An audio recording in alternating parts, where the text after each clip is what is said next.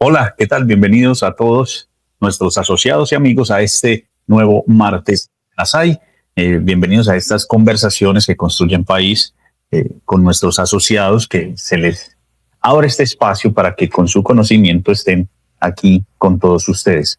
Vale, pues aclarar que en esta plataforma nuestros asociados pueden conversar de temas diferentes y son ellos los responsables de lo que se dice aquí. Nosotros abrimos el espacio, así que bienvenidos como siempre a nuestros martes de la SAI. Hoy nos reunimos para reflexionar sobre uno de los acontecimientos que marcó un antes y un después en la historia de la ciencia y sobre todo de la seguridad industrial y la energía. Chernóbil, 1986-2026, 40 años que transformaron la industria nuclear. En esta oportunidad nos acompaña Daniel Herrera Cardona, estudiante de física, enfocado en el estudio de física nuclear, plasmas. Además hace parte del capítulo de SAI Nueva Generación, un capítulo de jóvenes activos en esta sociedad, que son temas fundamentales para comprender los retos y avances de las tecnologías energéticas del presente y del futuro. Pues su visión académica, además que ha sido parte de diferentes redes y organizaciones que trabajan sobre energía nuclear en Colombia, un tema que pues para muchas personas es muy nuevo o es de cierta manera desconocido, pero para eso estar acá, ese interés académico y esa mirada investigativa de Daniel pues nos permitirá analizar cómo un evento histórico como este redefinió estándares y perspectivas alrededor de la energía nuclear en el mundo. Entonces, aquí está con nosotros Daniel Herrera Cardona, que pertenece al capítulo SAI Nueva Generación. Bienvenido, Daniel, y pues aquí está la gente para que comparta con nosotros el conocimiento. Vale, Julián, muchísimas gracias por la invitación. Un saludo a toda la audiencia que nos acompaña el día de hoy.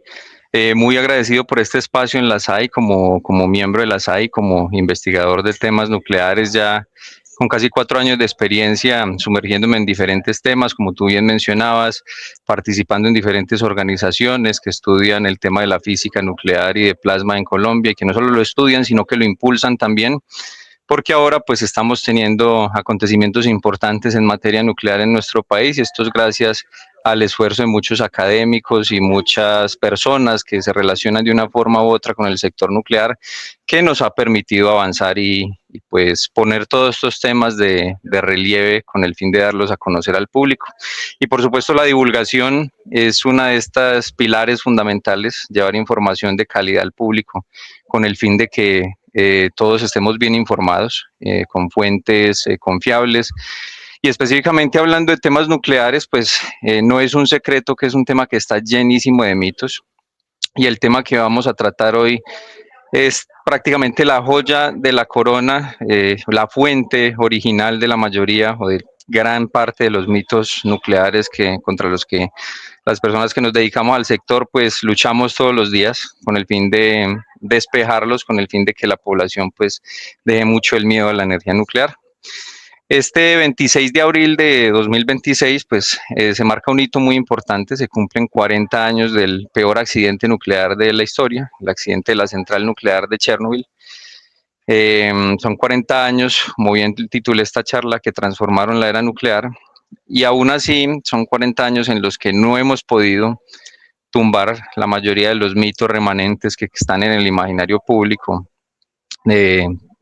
a pesar de 4 décadas que han pasado del accidente.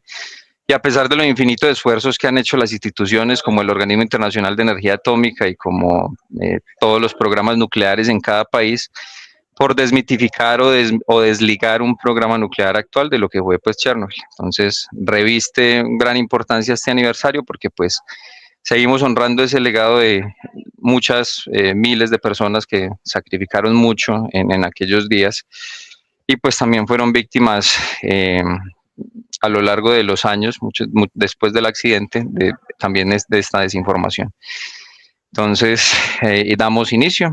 Chernobyl 1986-2026, 40 años que transformaron a la era nuclear. El contenido de esta charla lo he estructurado de la siguiente manera. Primero vamos a hablar de los orígenes del programa nuclear soviético. Esto es muy importante por el hecho de que En los cursos actuales, o más bien mis colegas, a quienes estimo y aprecio mucho, suelen hacer comparaciones con Chernobyl, porque obviamente es la base, o sea, es la base del mito que tenemos que derribar, pero solo haciendo referencia a la vejez del reactor y pues que por ser un reactor viejo o ser un accidente que pasó hace 40 años, pues realmente no es relevante. Desde mi punto de vista es un enfoque no muy holístico. Si nos vamos mucho al rigor sería más bien incorrecto, porque ignora realmente que ese reactor no era como era por casualidad, sino que realmente hay una historia detrás de un sistema que lo creó, de una gente que lo construyó y pues que dio origen a lo que hoy conocemos y a los resultados pues que hubo con ese accidente. Vamos a hacer un recorrido muy rápido, va a ser muy rápido por lo que era la energía nuclear en la Unión Soviética. Detallaremos cómo fue el camino al desastre, por qué el RBMK era como era. La crónica de una tragedia anunciada. Vamos a hablar de los Chernobyls que no fueron, que esto no mucha gente lo sabe, ni se estudia mucho en los cursos no especializados, y es que realmente hubo varios incidentes con estos reactores RBMK que ocurrieron antes del que todos conocemos y pues que no fueron tenidos en cuenta ni por la Unión Soviética ni por el público en general, o al menos el público pues no especializado, porque el oscurantismo del mismo sistema soviético pues no lo permitió. Entraremos directamente el 26 de abril de 1986, la noche que ya era inevitable, por todo lo que contaremos. Hablaremos cómo fue el accidente como tal desde que inició. Haremos un recorrido breve desde los liquidadores hasta el sarcófago de 2016. Listaremos un poco cómo se transformó la industria nuclear en términos de la seguridad de la industria nucleoeléctrica como tal, y veremos actualmente cómo está la zona de exclusión de Chernobyl, a ver si es ese desierto radiactivo que nos han vendido en todos los medios, el sitio inhabitable, el sitio lleno de mutantes, o qué realmente es lo que es. Entonces, siendo así, comencemos. Orígenes del programa nuclear soviético. Al igual que el programa nuclear en Occidente, en Norteamérica o en Gran Bretaña, estos programas nucleares se derivaron directamente del esfuerzo bélico de la Segunda Guerra Mundial. Ahí vemos un personaje muy representativo de la época, Joseph Stalin. Él, pues, obviamente, al final de la guerra, pues también estaban los soviéticos conduciendo su esfuerzo en su programa nuclear, cosas completamente súper secretas. No es un secreto a estas alturas que por medio de Klaus Fuchs, que era un espía de origen alemán, que era comunista, los soviéticos recibieron gran parte de la información del proyecto Manhattan, específicamente algo muy importante que era el diseño de las bombas, y es por ello que las primeras bombas nucleares soviéticas pues fueron una réplica, no podemos decir una copia porque no eran idénticas, fueron una réplica de las bombas de plutonio como Fatman, que fue la que se lanzó en Nagasaki. Y es necesario hacer esto porque este mismo andamiaje militar fue el que terminó dando origen al programa nuclear civil. A la derecha vemos otro personaje supremamente importante y que en Occidente es casi un desconocido incluso entre los círculos especializados, que es el señor Igor Kurchatov, la barba, como le decían sus colegas por obvias razones. Él era el equivalente a Oppenheimer, pero en el programa nuclear soviético. Entonces, inicia este programa del 43 al 45, las bombas, recordemos que se detonan en agosto del 45 en Hiroshima y en Nagasaki, una de uranio y la segunda de plutonio, y esta segunda de plutonio era la que los soviéticos iban a elegir como base para sus operaciones. Entonces, la primera bomba atómica soviética, tras mucha investigación, 4 años de ventaja le duró la exclusividad nuclear a Estados Unidos. Aquí lo que estamos viendo es la RDS-1, que es la primera bomba nuclear soviética, que era de plutonio, era casi una réplica de la Fatman, y ahí vemos pues el núcleo y ya pues como tal el armazón de la bomba. Ellos pues como ya mencionamos, gracias al espionaje, gracias a sus propios esfuerzos de construcción, de asimilar toda la información que tenían y asimilar también pues lo que era crear un programa de armas nucleares, pues ellos logran este hito 4 años después que los norteamericanos, y allí pues lograron hacerse con su bomba. Esta es la primera detonación soviética que se llevó a cabo en Kazajstán, que sería su polígono predilecto. Allí detonarían alrededor de 1000 bombas nucleares, fácilmente las pudieron haber detonado allí, y es una zona que está pues realmente muy contaminada actualmente, y pues allí fue que tuvo lugar esta detonación. Esa bomba fue casi un clon de Fatman, era una bomba de plutonio, y pues dio origen a intensificar la Guerra Fría como tal, porque ya pues había una paridad armamentística, obviamente no en números, pero los soviéticos ya tenían tanto su andamiaje científico como de laboratorios, como de enriquecimiento del material nuclear que se necesitaba para un programa de este tipo. Y bueno, estos serían los cimientos de lo que sería el programa nuclear civil. El primer hito significativo del programa nuclear civil soviético fue el reactor nuclear de Obninsk, o la planta nuclear de Obninsk, que fue la primera central nuclear del mundo que se conectó a una red eléctrica. Esto fue en 1954. Necesario hacer una salvedad porque no fue la primera planta nuclear en generar electricidad aprovechable. Esto fue el reactor EBR-1, en unos cuantos años antes, en 1951, en Estados Unidos, en lo que hoy es el Idaho National Lab. Se encendieron esas 4 icónicas bombillas que incluso en otro episodio de la SAI pues narramos cómo había sido eso, exactamente hace un año, curiosamente. Pueden ir a buscarlo, es muy interesante. Entonces, el hito soviético realmente fue conectar la primera central nuclear a una red eléctrica. Una central con una potencia nominal muy baja, eran 5 megawatts, pero eran 5 megawatts que suministraba ya a la red eléctrica. Por ejemplo, centrales como Shippingport le tomaría que fue su equivalente en Estados Unidos, aunque pues de unas proporciones mucho más grandes y una planta mucho más grande, le tomaría un par de años más a Estados Unidos como lograr el hito. ¿Qué particularidades tenía este reactor? Que era un heredero directo de la primera generación de reactores militares soviéticos. Pero esto ya sería considerado un reactor de primera generación, pero ya civil. Eran reactores moderados por grafito y enfriados por agua, que tenían una serie de particularidades en cuanto al tema de la seguridad muy importantes, porque eran reactores muy inestables, tenían que basarse en cálculos y en movimientos muy precisos de sus barras de combustible, de la configuración de su núcleo, con el fin de evitar accidentes de criticalidad, o incluso ya se conocía en aquellos días lo que fatídicamente conoceremos después estudiando Chernobyl como coeficiente de reactividad positivo. Que esto, palabras más, palabras menos, es que entre más se calienta el combustible nuclear, más sube la reactividad del mismo, generando una reacción en cadena muy peligrosa, cosa que no vemos en los reactores occidentales, por ejemplo. Entonces, esto es como un breve contexto histórico. Ahí vemos ya Obninsk, pues un poco más moderno, es un museo, obviamente es la primera central conectada a una red eléctrica, es un hito, es un museo que todo el mundo puede visitar actualmente. Y bueno, ahí vemos algunas imágenes más de la época de los trabajos. La central operó por varias décadas hasta su no decomisión completa porque se transformó en un museo. Pasamos directamente a lo que fue el desarrollo de los primeros reactores soviéticos de potencia a finales de los 50. Aquí ya pasamos de la primera generación soviética de reactores nucleares civiles a la segunda. Entonces vemos 2 imágenes muy representativas.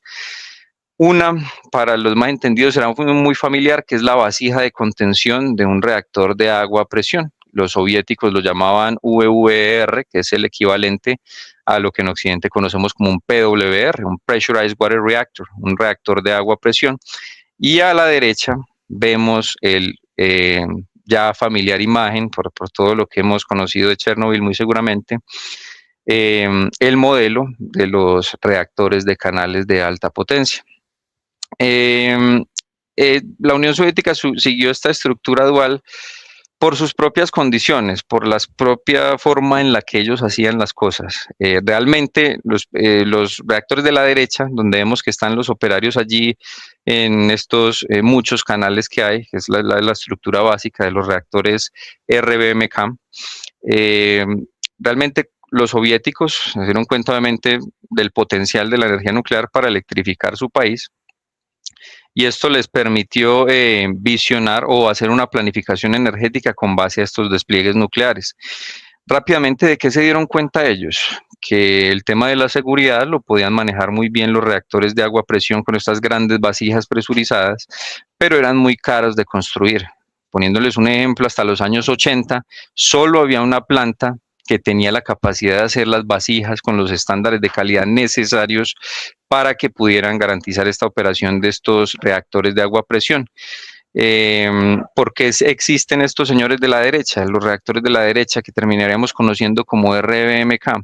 Porque estos reactores están basados en la primera generación de reactores militares soviéticos cuyo objetivo era la producción de plutonio para el programa de armamento nuclear, no era la generación de energía. ¿Cuál era la ventaja? Que eran más sencillos y eran más baratos de construir, es decir, la mayoría de las veces donde se instalaron estos reactores, los materiales de base se podían encontrar en la zona donde se iban a instalar los reactores. Porque estamos hablando de grafito, que básicamente es carbón de muy alta pureza, estamos hablando de tuberías convencionales de termohidráulica, que ya otras partes de la industria energética de la época las podían desarrollar muy bien, llámese las calderas de carbón, llámese pues ya también se conoce, se está empezando a explotar un poco lo del gas, o ya turbinas o plantas de térmicas más convencionales, que también pues ustedes saben que la Unión Soviética gozaba de grandes reservas de petróleo, específicamente en la zona del Cáucaso. Es así como se va consolidando el modelo nuclear soviético en los años 60. Esta expansión, pues ellos la hacen dual. Vamos a avanzar por los dos caminos, reactores VVR y reactores descendientes de esta primera generación de reactores nucleares. Todavía me abstengo de llamarlos RBMK porque eso fue viniendo más o menos apenas en esta década. Entonces, la Unión Soviética era una nación pues veía su potencial, más que potencial, su avance, su desarrollo nuclear como un gran logro que presentaban orgullosamente ante la humanidad. Fácilmente en la época eran la nación más pronuclear del mundo en términos de lo que promovían, lo que era la aplicación de la ciencia y la tecnología nuclear para el mundo civil. Entonces empezaron a hacer avances en medicina, obviamente, en energía, porque era una gran forma de electrificar un país tan inmenso como era la Unión Soviética, que recordemos que tenía la extensión de lo que son 17 o hasta 19 países actuales que están distribuidos por Eurasia. Entonces, la energía nuclear gozaba de gran popularidad dentro del régimen soviético y esto, pues, obviamente, digamos, la propaganda era una de las formas en las que se hacía gala de esto. Quiero hacer un pequeño paréntesis. Y yo le llamo el pequeño paréntesis que siempre se saltan en las aulas de clases nucleares. ¿Por qué? Porque en mi experiencia siempre se suele saltar directamente a los aspectos técnicos. Bueno, ¿por qué el RBMK era, cómo funcionaba? Pero es que eso no era casualidad, como bien yo lo mencioné al inicio. Y aquí vemos tres imágenes diferentes. Si estuvieran en un aula de clase, yo les preguntaría qué tienen en común estas tres imágenes. Vemos a la perra laica, vemos a nuestro ya querido Igor Kurchatov, que lo mencionamos antes, y vemos pues unos señores militares viendo una pieza achicharrada en una mesa. Lo que tienen en común estas tres imágenes es que a los tres los mató la Unión Soviética y los mató por la forma en la que procedían, con la forma en la que era un Estado sin políticas de seguridad, donde la vida humana o la vida animal o la vida en general pues valía poco con tal de alcanzar el objetivo. Entonces bien conocemos toda la historia de la perra laica, el primer ser vivo que viajó al espacio. Ellos sabían que iba a morir, obviamente la enviaron, no había forma de retornar con vida. Orbitó creo que un par de horas, no alcanzó las 8 horas viva antes de morir por sofocación en la órbita baja terrestre. Igor Kurchatov no se nos queda atrás. Igor Kurchatov, al ser la cabeza del programa de armas nucleares soviéticos, pues fue forzado a trabajar él, no solo él, sino muchos de sus colegas que eran científicos de élite, gente que en Occidente no se conoce, pero que hizo unos aportes a la ingeniería nuclear históricos, que ya en los círculos más especializados pues se estudian, digamos el nombre de radiación de Cherenkov, que es el color real de la radiación, eso no es casualidad. Él hacía parte de un mismo linaje de científicos soviéticos que eran súper importantes y dejaron su legado en la ciencia y la tecnología nuclear. Pero Igor Kurchatov, como bien vemos, muere en el 60, o sea, cuando se estaba desplegando ya entre la primera y la segunda generación de reactores de potencia civiles, y esto no es casualidad. Él había estado expuesto a unas condiciones de trabajo, específicamente extrayendo el plutonio para las armas nucleares soviéticas que habían sido atroces, sin protección radiológica alguna. Digamos, en esto sí destacaba mucho más Occidente, que aún teniendo su programa de armas nucleares y aún con otros incidentes radiológicos o de criticalidad que ocurrieron, como el famoso núcleo del demonio, que en eso no podemos entrar ahora, aún con eso, las condiciones de protección radiológica eran mucho mayores para ellos. Para el caso de los soviéticos no, porque lo que había que tener era el plutonio rápido para poder tener las armas nucleares rápido. Y la última imagen, quizás solo el círculo especializado la identificará, y eso lo que es son los restos de uno de los primeros hombres que fue al espacio completamente achicharrados, porque la Unión Soviética, aún sabiendo que sus cápsulas no iban a resistir, pues era un país que lanzaba a sus astronautas o sus cosmonautas, más bien como los llamaban, a que se achicharraran literalmente en la reentrada. Esto fue pues justo antes de que Yuri Gagarin lograra lo que logró, pues ser el primer ser humano en el espacio, pero el equipamiento que él usó y su cápsula, pues se obtuvieron gracias a unos sacrificios inmensos.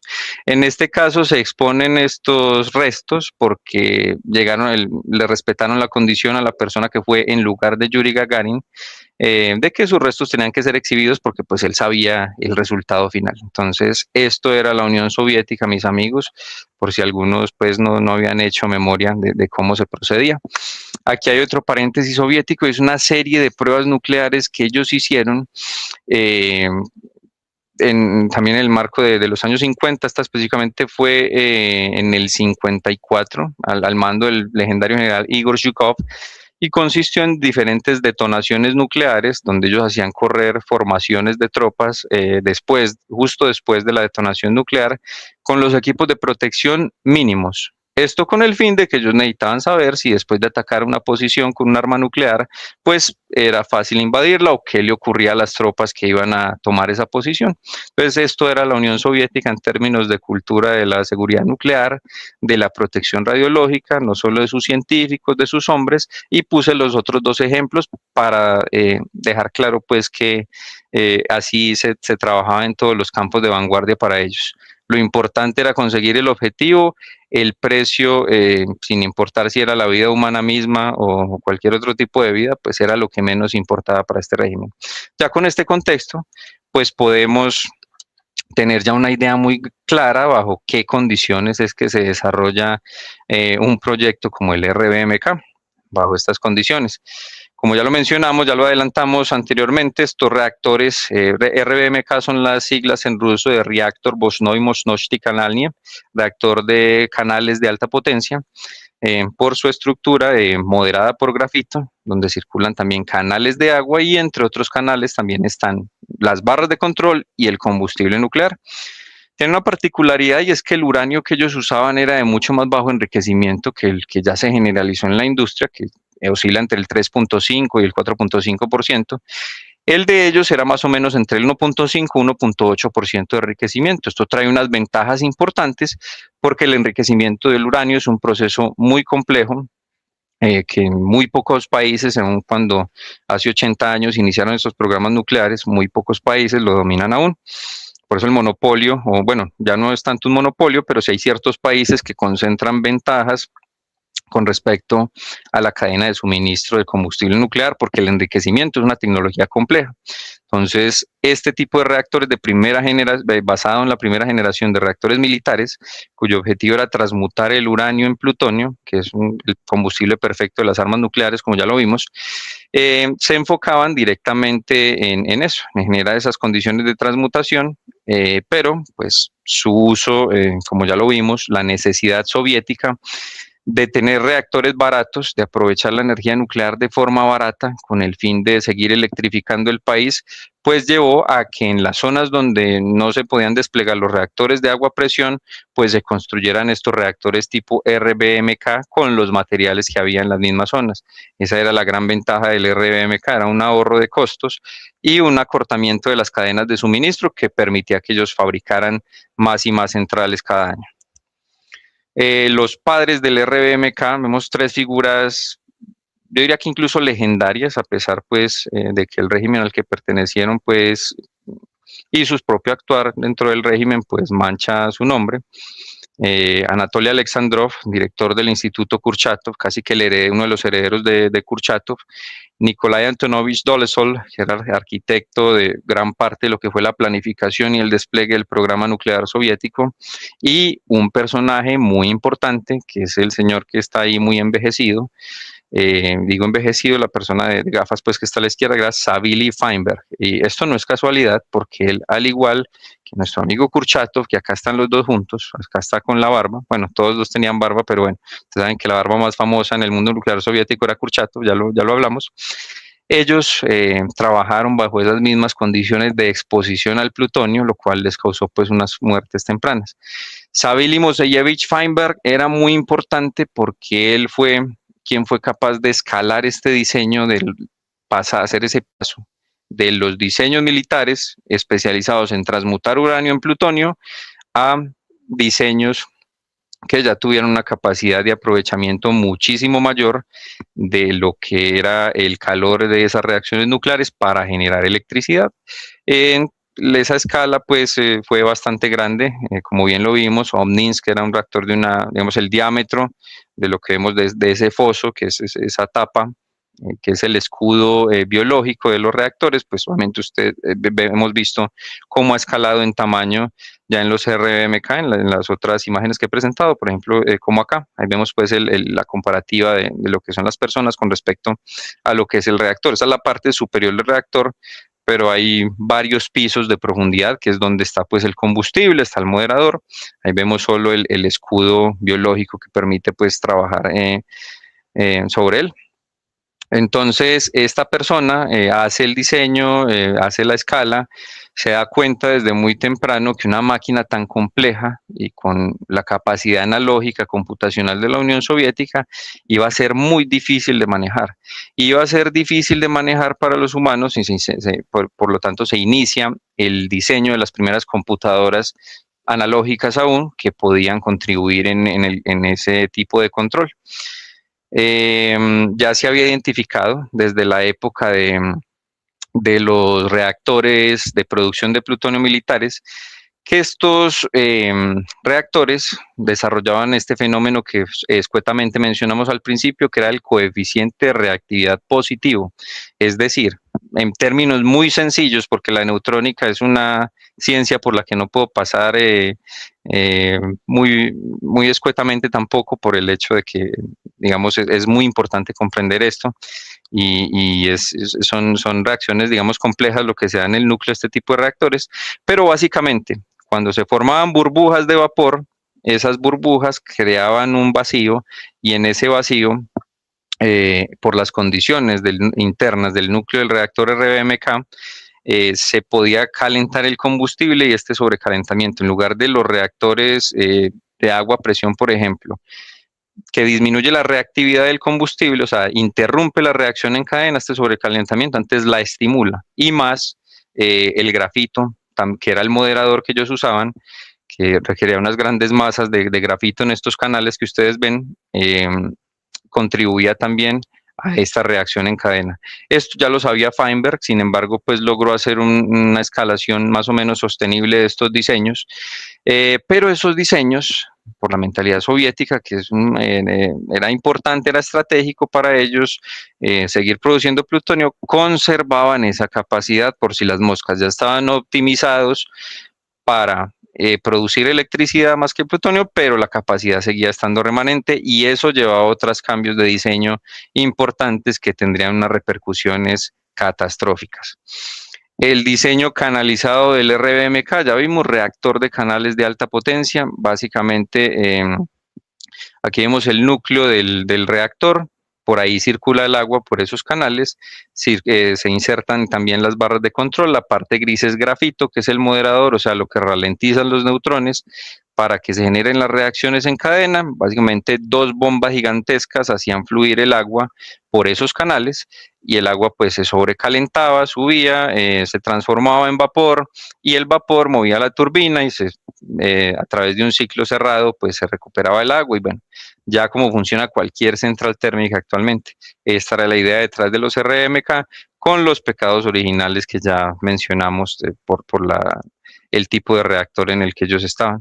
También se le conoce como reactor de agua ligera moderado por grafito, Light Water Graphite Moderated Reactor, pero el nombre pues que nos interesa es RMK porque pues fue el nombre original que se le dio. Este es otro esquema, digamos un poco más similar a lo que era ya la planta, lo que terminó siendo la planta de Chernobyl y sus hermanas distribuidas alrededor de la Unión Soviética, con los generadores de vapor a los lados y pues se ven los tubos de presión y pues cómo funciona más o menos el ciclo del agua dentro de este reactor que se usa para sacar el calor del núcleo, que es lo que finalmente va a generar la energía por medio del vapor. Ya hablamos, ya hicimos una introducción de lo que era el coeficiente de vacío positivo, Positive Void Coefficient, lo encuentra uno más en la literatura un poco especializada, que son estas burbujas de vapor que se forman, que influyen en la reactividad del combustible nuclear.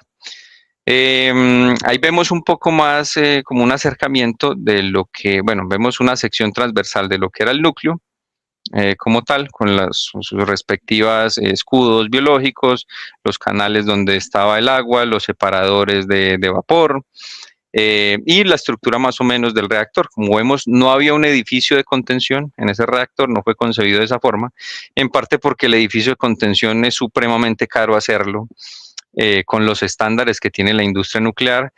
Y pues precisamente eso era lo que querían los soviéticos, ahorrar dinero, desplegar estos reactores que eran mucho más baratos por la forma en la que se construían, por lo sencillo de sus cadenas de suministro. Quiero decir, los materiales que nosotros estamos viendo los usa cualquier otra industria. El grafito se usa en muchas otras industrias y los demás metales pues involucrados, el tipo de tuberías termohidráulicas también son propios de otras plantas termoeléctricas, entonces pues ellos simplificaban mucho los costos, aparte que como ya dije, muchos de estos materiales estaban en la misma zona donde se construía, entonces la cadena de suministro se acortaba muchísimo. Estas varillas de control, que muchas hechas de oro, por ahorrar costos, tenían unas puntas que eran hechas de carbón, o más bien de grafito. Y esto pues demostraría tener un efecto devastador en lo que veremos después. La cultura soviética de secretismo y confianza excesiva en el diseño. Creo que esta es de las únicas fotos que pegué de la serie de Chernobyl y lo hice específicamente porque esa es una de las mejores cosas que ilustra esa serie. Independientemente de que tienen que tomar sus licencias, y yo realmente lo entiendo muy bien para poder garantizar que sea una serie entretenida, se toman sus licencias con respecto a la realidad. Lo que sí fidedignamente esta serie le dice a usted como espectador era la realidad del sistema soviético, el secretismo, lo que ellos llamaban confianza excesiva en el diseño, que es básicamente si algo sirve, pues dejemos lo que sirva, no importa si tiene algún problema que tapar o reparación o optimización que hacerle, si sirve, pues simplemente pues se deja como está y eso es todo. Y si algo sale mal, nadie se tiene por qué enterar. Ese era el secretismo específicamente dentro de la industria energética de la Unión Soviética, de la desaparecida Unión Soviética. Entonces vemos crónica de una tragedia anunciada, los Chernobyls que no fueron. Hay 3 episodios que vale la pena mencionar aquí.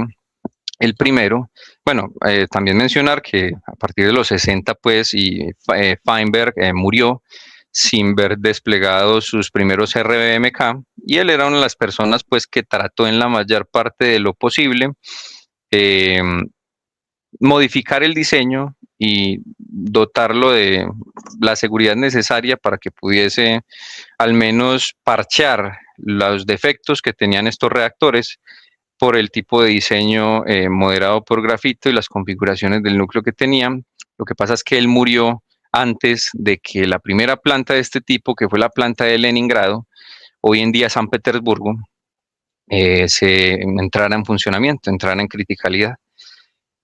Con él murió la mayor persona experta en RBMKs de la época y con él también los deseos de optimizar el diseño precisamente para evitar accidentes que ya se conocía que pasaban con este tipo de reactores. En decenas de veces ya habían ocurrido en el programa militar con los reactores que ya dijimos que producían plutonio. Entonces él murió sin poder concretar eso y eso tuvo efectos devastadores. El primer Chernobyl que no fue entonces el accidente de 1975 en Leningrado con un reactor RBMK.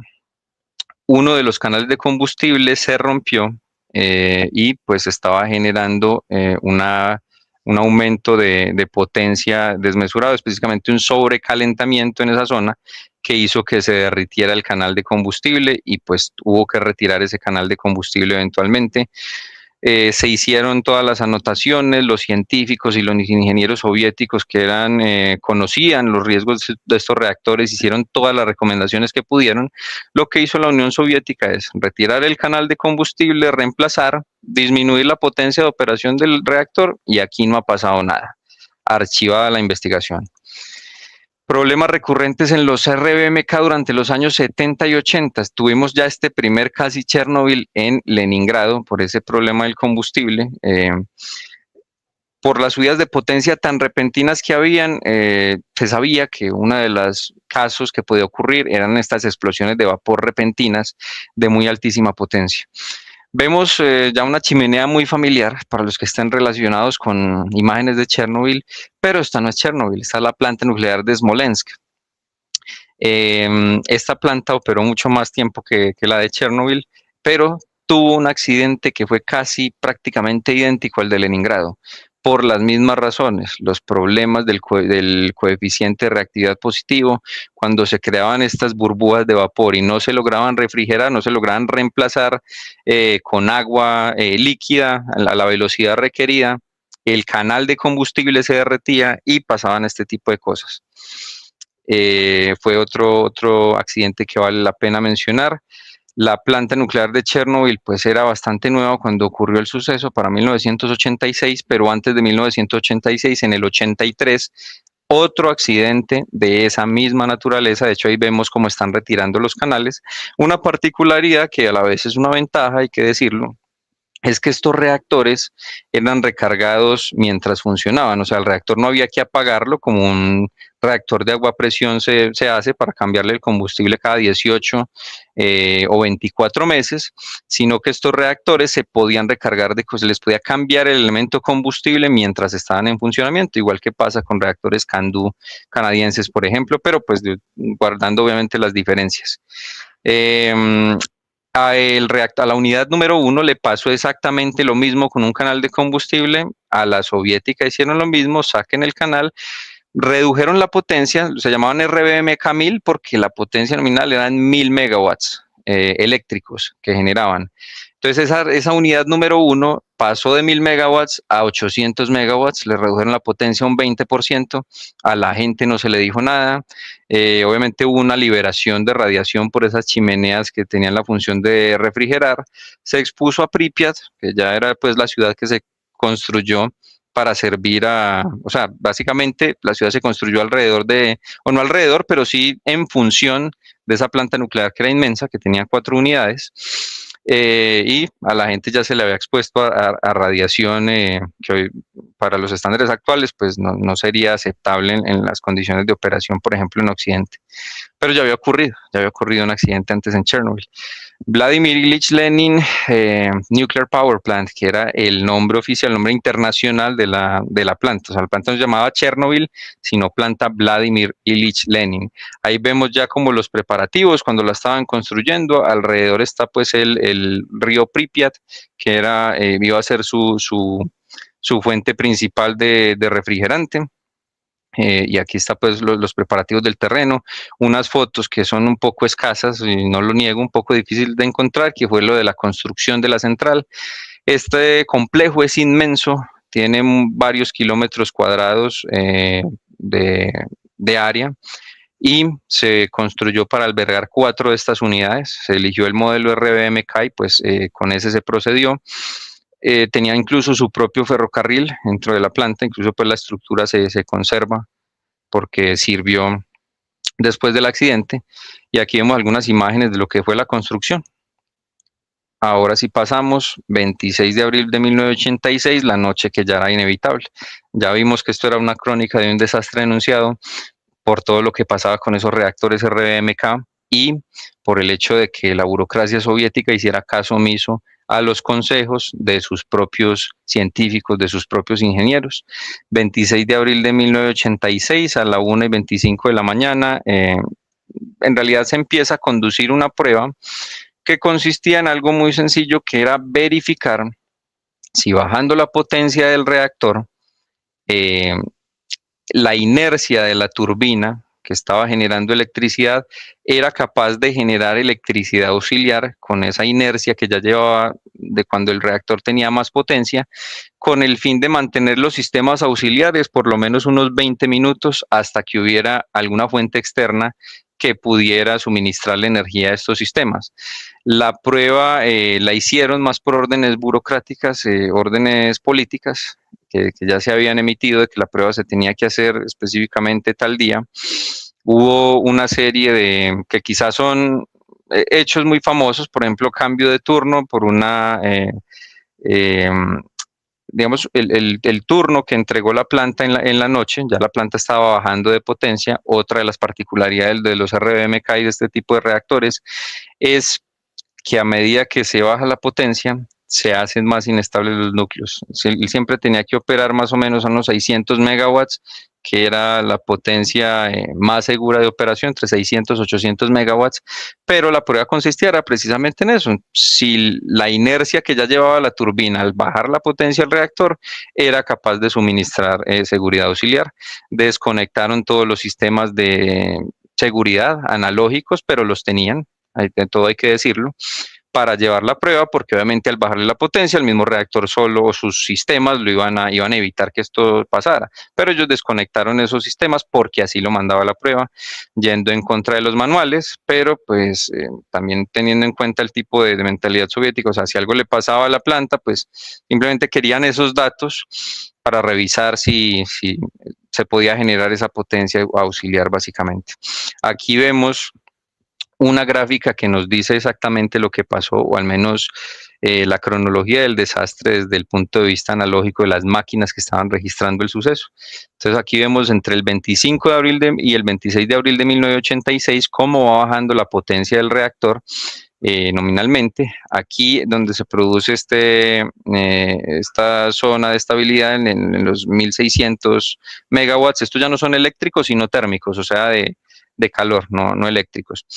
Y como lo mencionamos ahora, se baja a un nivel considerado peligroso de bajas potencias entre 600 y 700 megawatts. Cuando se empieza a perder el control del reactor, pues obviamente los operarios siguen, digamos, había ciertos comportamientos que eran esperados porque estaban yendo contra el manual, y estas personas, pues siguiendo el protocolo, pulsan el famoso botón AZ5, que es lo que crea lo que se llama en la operación de reactores nucleares como un scrum. Bajan las barras de control, pero recordemos que tenían esas barras en la punta porque salía más barato diseñarlas de esa forma. Tenían grafito, y el grafito es moderador, no es veneno para los neutrones, es decir, no los absorbe como el boro, que era el resto del material del que están hechas las barras de control. Y esa punta de grafito generó un pico de potencia, lo estiman incluso hasta más de 10.000 veces de lo que era la potencia máxima del reactor en un segundo. Entonces ahí vemos ese pico de potencia. ¿Qué le pasó al agua que había en el reactor? Se convirtió en vapor, y eso se convirtió básicamente en una bomba de presión en cuestión de segundos. Toda el agua se vaporizó en ese momento. Y aquí vemos el resultado de esa noche trágica. La tapa que vimos donde se paraba todo el mundo a cambiar el combustible, a cambiar las plaquitas, esto y lo otro, pesaba alrededor de unas 2.500 toneladas. Esa explosión de vapor la levantó. Se produce una segunda explosión, bastante famosa ya también por la serie, pero ambas explosiones de origen químico. Obviamente una planta nuclear no puede estallar como una bomba, como mucho se ha explicado, que esto es un mito. Eso no es una explosión nuclear, fue una explosión de vapor, y la segunda fue de hidrógeno. Y la de hidrógeno se dio porque el circaloide, ellos usaban circonio también para sus elementos combustibles, una aleación de circonio que tiene hidrógeno. Cuando se recalientan estos materiales, obviamente se descomponen en los materiales que los forman, y cuando una concentración de hidrógeno en un espacio cerrado alcanza, en contacto de oxígeno, alcanza más o menos el 4%, y obviamente pues había calor, había fuego, ya un incendio por la primera explosión, pues se produce la segunda explosión que liberó todavía más contenido de este núcleo. Eso creó una serie de problemas muy graves. Específicamente el material más problemático allí era el moderador, que era el grafito, carbón de altísima pureza. Entonces ya sabemos qué significa eso en términos de avivar un incendio, y pues creó un fuego que era bastante difícil de controlar. Las primeras víctimas, que fueron también los más valientes, que no se, digamos, fueron inmediatamente al accidente, no conocían obviamente los efectos, fueron los bomberos. La mayoría de las muertes directas por radiación de lo que fue directamente abril y mayo de 1986, pues fueron estas personas, aparte de un par de operarios, pues que uno nunca se encontró, el otro fue uno de los que pulsó el botón AZFI. En mi opinión, pues víctimas todos del mismo sistema. Y pues estos bomberos fueron los primeros en acudir a tratar de apagar ese grafito con agua. Obviamente ellos no estaban preparados para un tipo de incendio de este tipo, ni tenían los elementos de protección radiológica. Entonces lograron apagar el incendio, al menos pues como la parte externa, y pues se expusieron a unas cantidades de radiación que mataron a varias decenas de ellos a lo largo de los siguientes días por síndrome de intoxicación agudo por la radiación. Aquí vemos la tapa, bueno, lo que llamamos la tapa, pero se llama el escudo biológico, esa tapa de 2.500 toneladas que la levantó esa explosión de vapor a presión. Y vemos la causa por la que se conoció que en Chernobyl estaba ocurriendo algo. Los primeros en reportar internacionalmente fueron los suecos, con sus centrales de monitoreo, por los isótopos que estaban recibiendo, cesio 137 específicamente, algunos también estroncio 90, pero específicamente por la nube radiactiva que se generó y esparció el viento, con diferentes niveles de contaminación. O sea, ahí se ve pues una nube muy grande, pero no quiere decir que toda el área, obviamente la parte más roja es la que más radiación recibe, más isótopos, pero no quiere decir pues que todo sea una dosis mortal, específicamente entre más lejos esté. Que ese tipo de nubes, por ejemplo en Fukushima también lo usan mucho, con malos propósitos para desinformar. No quiere decir que porque se esparzan ciertos elementos, quiere decir que todo el mundo bajo esa nube va a recibir una dosis mortal. Entonces es importante tener eso en cuenta. Obviamente las zonas cercanas al reactor, las más afectadas, que recibieron más parte de esa nube, pero entonces son los suecos los primeros en reportar que sí o sí, por el tipo de isótopos que había tenido que haber un accidente nuclear en la Unión Soviética, y fueron los soviéticos prácticamente una semana después los que le admitieron al mundo que sí, que efectivamente había un desastre, pero porque ya evidentemente ya no se podía tapar, ya todo el mundo sabía a su alrededor lo que había ocurrido. Europa pues tomó sus medidas también. A la gente de Pripyat, que fue esta ciudad de más o menos 50.000 habitantes, una de las más nuevas, se le dijo, los primeros 2 días no se les evacuó, al tercer día les dijeron va a ser una evacuación de 3 días mientras limpiamos las calles, mientras limpiamos las ciudades. Se movilizó todo el personal militar hacia el área, entre ellos unos 1.200 autobuses, y con esos 1.200 autobuses pues se empezó a evacuar todo el personal del área. Les dijeron van a salir solo por 3 días, cojan solo la ropa que puedan, un poco de comida para el camino, pero lo que no sabían estas personas era que jamás iban a regresar a sus hogares. Otro daño colateral bastante doloroso para las familias que se fueron, y es que ni sus animales domésticos, ni sus mascotas, ni sus perros, ni sus gatos, ni sus pájaros los pudieron llevar con ellos. Les dijeron que volverían por ellos a los 3 días, que no iba a haber ningún problema, que ellos podrían sobrevivir, pero realmente lo que ya sabía la élite soviética era que tenía que sacrificar y exterminar todos estos animales, porque los animales, pues por su propia naturaleza, estaban ya mucho más contaminados por estar expuestos al campo, entonces tenían isótopos y partículas radiactivas con ellos, y ellos no iban a permitir que los animales contaminaran otras áreas. Entonces, literalmente se crearon en esos primeros días escuadrones de exterminio que iban casa por casa, acabando con la vida de todos estos animales. Eso fue pues un episodio que incluso lo relatan los mismos soldados. Ya hablando pues de más de generalidades del accidente in situ, desde los liquidadores hasta el sarcófago de 2016, liquidadores fue el término que se le dio a las personas que estaban con las tareas de limpieza. Específicamente, muchos de ellos eran voluntarios, pero la mayoría era gente reclutada a la fuerza. Se estima que entre unos 600.000 y 800.000 personas pues fueron llevadas al área a participar en estas labores de limpieza. Primero ellos intentaron con medios robóticos, específicamente la parte del techo que vimos ahora del reactor, era la más difícil de limpiar porque tenía mayor cantidad de grafito esparcido. Probaron con diferentes máquinas, la cantidad de radiación era tan alta en el techo que destruía la electrónica, entonces, digamos, sus tractores o sus excavadoras, digamos, pilotadas remotamente con sistemas no preparados para la radiación, se fundían en minutos, prácticamente se convertían en más chatarra radiactiva que había que remover del techo, como eventualmente les tocó. Entonces, ¿qué hicieron ellos? Pidieron ayuda al programa espacial soviético. La Unión Soviética fue pionera en exploración de la Luna, en despliegue de rovers en la Luna, y esos vehículos tienen una resistencia más alta a la radiación. Desplegaron versiones de los Lunoyot, los famosos Lunoyot, para ayudar a limpiar específicamente la parte del techo, pero tenían problemas con el cable. Obviamente, pues 40 años atrás digamos, no eran carros, tener algo a control remoto, pues requería este tipo de cableado y el cable se enredaba mucho, y no solo se enredaba mucho, sino que no resistía a la radiación. Pidieron ayuda a Alemania del oeste, perdón, que era un enemigo natural de ellos, ideológicamente hablando, suministrando datos falsos a las autoridades alemanas, diciendo que necesitan un vehículo con ciertas especificaciones, pero no dieron ni la mitad de la dosis que iba a recibir el vehículo.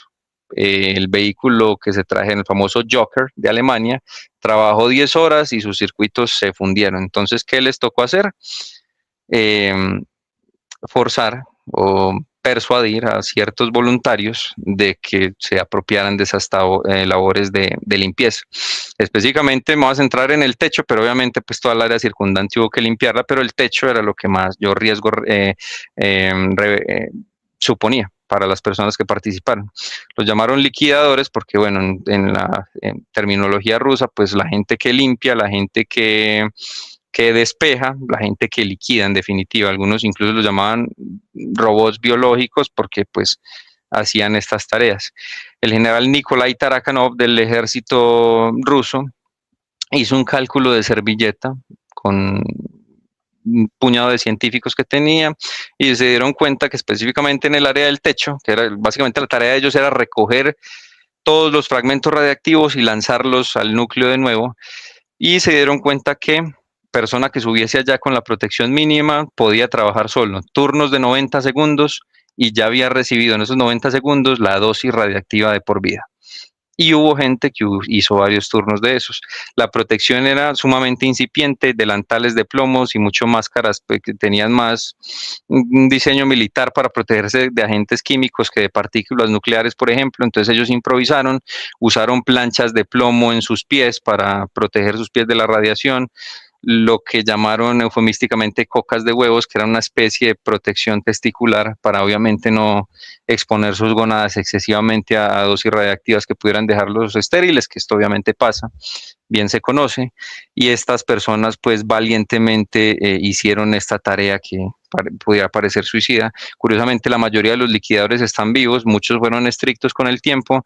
Las personas que más turnos repitieron porque les ofrecieron sueldos altos o por lo que hubiera sido, porque los forzaron simplemente, pues tenían más riesgo de contraer cánceres. Avanzando acá rápidamente, destacar también la labor de los helicópteros. se desplegaron como medios principales para descargar alrededor de unas 5.000 toneladas de arena y de plomo en polvo. Y ellos siempre volaban, habían diferentes modelos, principalmente MI-8, MI-26, que es el helicóptero más grande del mundo, incluso todavía ostenta el título. Y ellos arrojaron a toda máquina alrededor de unas 5.000 toneladas de material sobre el sarcófago y las áreas circundantes. Operaban en parejas porque uno lanzaba el polvo de plomo y la arena y el otro lanzaba una mezcla de acetato de polivinilo, que era como una especie de pegante. Lo que pretendía era que esos materiales se quedaran pegados a las superficies que estaban irradiadas, por lo tanto mitigando un poco la radiación y dando pues unas mejores condiciones para que construyeran el sarcófago. Hubo accidentes, específicamente este que estamos viendo en pantalla fue de los más famosos. Era uno de estos helicópteros, bueno, estas tripulaciones eran veteranísimas de la guerra de Afganistán, pero aún así por las duras condiciones del terreno, uno de estos helicópteros pues terminó chocando con una de las grúas, casi cae dentro del mismo reactor. Sus tripulantes pues murieron por el impacto y sus cuerpos quedaron sumamente irradiados porque cayeron muy cerca de la zona cero. Entonces, una muestra más de heroísmo. Como por desmentir un poco o tumbar un poco de mitos, los famosos mineros que se ven en la serie, que ellos salen casi desnudos, pero realmente pues no era así, sí tenían la protección mínima para desarrollar su labor, sí cavaron el famoso túnel, pero el túnel fue inútil porque el túnel se cavó pensando más como en una posible desfondamiento del corium, de esta sustancia que componía lo que era el núcleo del reactor y otros materiales fundidos con ese combustible nuclear, y se pensaba que iba a alcanzar acuíferos subterráneos. Realmente el corium se detuvo muchos pisos más arriba de lo que ellos cavaron este pozo, pero pues digamos que inútilmente ellos hicieron este trabajo exponiendo sus vidas a unas condiciones pues muy difíciles. Se construye el primer sarcófago en alrededor de 2 meses, un tiempo récord, y aquí estamos viendo esa famosa sustancia que mencioné ahora, el corium o chernobylita, que es como llaman ese mineral. Esto es concreto, esto es combustible nuclear, grafito, hormigón, una mezcla que lo hace el material más radiactivo y por lo tanto los materiales más peligrosos de todos. Aquí vemos una imagen muy icónica de pronto para la gente que esté un poco más versada en la materia, la famosa pata del elefante, que es el trozo de corium más grande que se encuentra en los sótanos de Chernobyl, de esta lava nuclear, lava radiactiva que también llaman. Esa foto de la derecha se ve fantasmagórica por los efectos de la radiación sobre la película de la cámara. En su momento, recién ocurrió el accidente, este objeto con aspecto de pata de paquidermo era sin duda alguna el objeto más peligroso que existía en el mundo. Una exposición de unos 3 a 5 minutos te daría una dosis radiactiva mortal que te mataría en 2 días, pero ya no es tan radiactiva. Obviamente los isótopos van decayendo y la misma estructura física de la pata del elefante pues se va deformando.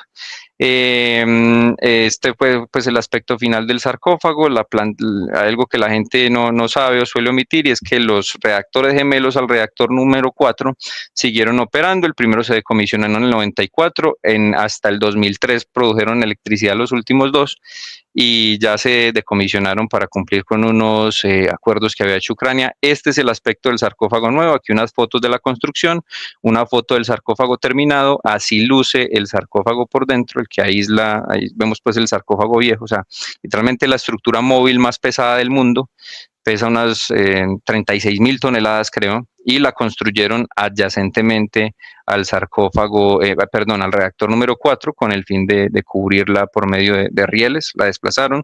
Ahí vemos la sala de control original del reactor número 4. Y esto pues tumba también un mito de pensar que la zona está desierta y abandonada, pero no solo como les dije, los otros reactores generaron electricidad por más de 20 años, sino que hay más de 3.500 personas que están trabajando, aún a pesar de la guerra, de la invasión rusa de Ucrania, que están trabajando en estas tareas de decomisión del reactor, y las tareas siguen como la decomisión si fuera la decomisión de una planta nuclear, pero obviamente pues es una zona de accidente con unas condiciones específicas. Entonces esas grúas lo que hacen es desmontar el sarcófago viejo y los otros componentes de ese edificio con el fin de darles una disposición de acuerdo a lo que se debe. Ya finalizando, 40 años que transformaron la industria nuclear. Entonces vemos como el accidente pues primero hay que aclarar que en Occidente un reactor de este tipo pues nunca se construyó para centrales nucleares de potencia. Entonces, por eso siempre me parece que la comparación con Chernobyl o la generalización de todas las plantas con respecto a Chernobyl, en algunas comparaciones que hacemos, pues no es correcta porque no le hace justicia a lo seguro que son los reactores occidentales. Se crea, entre otras cosas, lo que no tenía esa planta, que era una defensa en profundidad, que son varias capas defensivas, desde la vasija del reactor, desde el edificio de contención, desde la seguridad intrínseca del combustible, del núcleo que no tenga un coeficiente de reactividad positivo y la misma cultura de seguridad, tanto el entrenamiento del personal como su capacidad para reaccionar ante eventos de seguridad programados, eventos de pérdida de refrigerante, muchísimas capas de seguridad que se añaden y se crean diferentes acuerdos internacionales. Uno de ellos es que se deben reportar los accidentes nucleares cuando ocurren siguiendo unos protocolos internacionales para que los países no solo estén al tanto de tomar las medidas, sino que a su vez pues puedan acudir a socorrer a cualquier nación que le ocurra esto. Ya hablamos en esta última parte del apocalipsis nuclear a la reserva natural más grande de Europa del Este. Ahí vemos que la zona de exclusión original o de evacuación original tiene un radio de 30 kilómetros. Ahora pues ya es una zona que consideró otros parámetros de la nube radiactiva original y pues expandió un poco esa área. Entonces ocupa más o menos esa zona. Y aquí empiezo brevemente ya como conclusión final a separar un poco la verdad del mito. Hubo algunas especies que sí se vieron afectadas por la radiación y desarrollaron algunas adaptaciones. Los anfibios fueron una de estas especies, como vemos, desarrollaron una capa de melanina en estas 4 décadas, ciertas especies de ranitas, y eso les ha permitido sobrevivir al entorno radiactivo. Los hongos desarrollaron estas adaptaciones también, hay hongos que se consideran radiotróficos, y la zona actualmente es una de las reservas naturales más grandes de Europa. Hay animales que estaban casi extintos en el resto de los bosques europeos que están aquí. Entonces tenemos caballos de Przewalski, alces, águilas en un estado y en un tamaño grandísimo comparado con el resto de bosques europeos, y la zona de exclusión por tanto tiempo con ausencia humana, pues tiene incluso algunas de las manadas de lobos más grandes de Europa. Y bueno, así aclaro también el mito de que no se trata de que la zona actual sea pues un desierto radiactivo, sino que realmente es una reserva rebosante de vida y pues la gente sigue trabajando allí como lo hicieron los héroes en cuyo honor se dedicó este monumento, y esa sería toda la exposición. Daniel Herrera Cardona, miembro de la SAI, perteneciente al capítulo de SAI Nueva Generación. Chernobyl 1986-2026, 40 años que transformaron la industria nuclear. Gracias, Daniel, gracias a todos los que estuvieron hoy pendientes. Recuerden que aquí mismo en el canal de YouTube se pueden repetir este martes de la SAI, y dentro de 8 días seguiremos hablando de este tema tan apasionante, y ya les contaremos cuándo será presencial también. Así que gracias por estar en este martes de la SAI. Hasta la próxima. Hasta luego, muchas gracias.